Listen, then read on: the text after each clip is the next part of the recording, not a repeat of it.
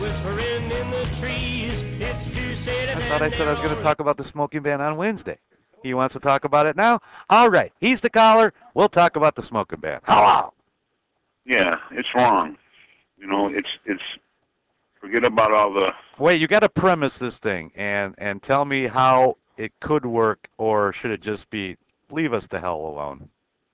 Leave us the hell alone, you know. Cool. Now, if they want to have the ban, okay, they're giving it to you on the boats. Okay.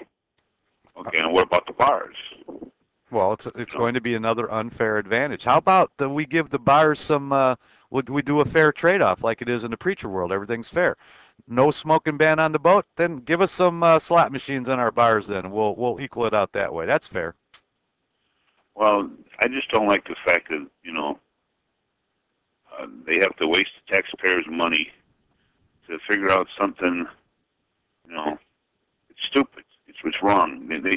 It's the fact that they're telling us you can't do that.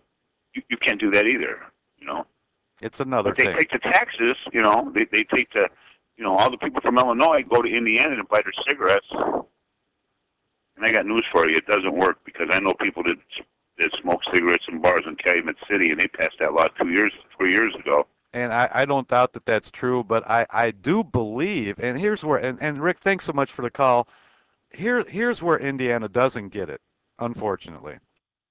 Our geniuses who we have elected to represent us, and it's Charlie Brown.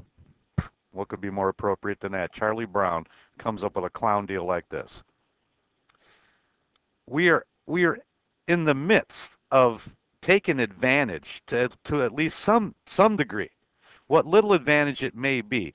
We have an advantage in the marketplace in Indiana, especially in northwest Indiana, and particularly in places like Munster, Highland, Dyer, who are borderline, really, with Illinois. And it's probably bringing in just a little more money for a change. Advantage Indiana. What do? How do we respond to our advantage?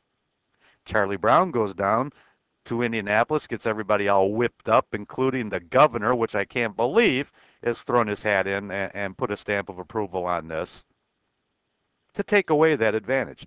Now, that's not my advantage. And maybe it's not your. Maybe for personal reasons, enjoyment, entertainment, socializing, yes, some advantage there that I enjoy. But what about the business owners, for crying out loud?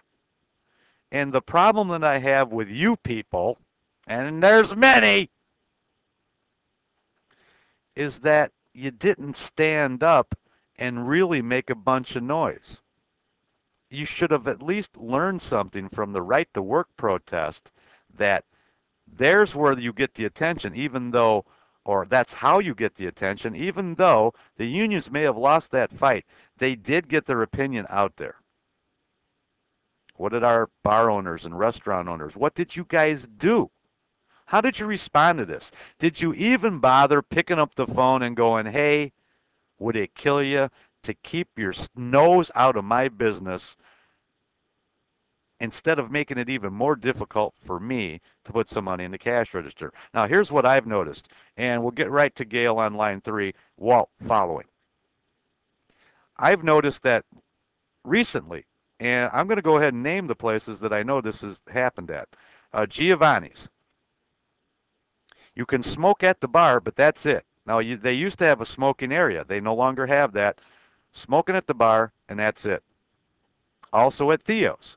Smoking at the bar, and that's it. If I got that wrong somehow, please feel free to call me. But that's what I noticed, and I'm pretty sure there was no ashtray on my table, and I looked around, and I didn't see anybody smoking. And they're doing that on their own. You want to do that? That's fine. Me personally, if I'm having dinner, I can survive until the duck and goose soiree is over to have a smoke. Though I couldn't Friday night, I got up twice. Now that makes me feel bad when I'm having dinner with my special person, and I have to get up and leave her to go to the bar to smoke a cig. This was Hawaii all over again. And this is nothing new, by the way. This was happening in Los Angeles when I lived there in 1985.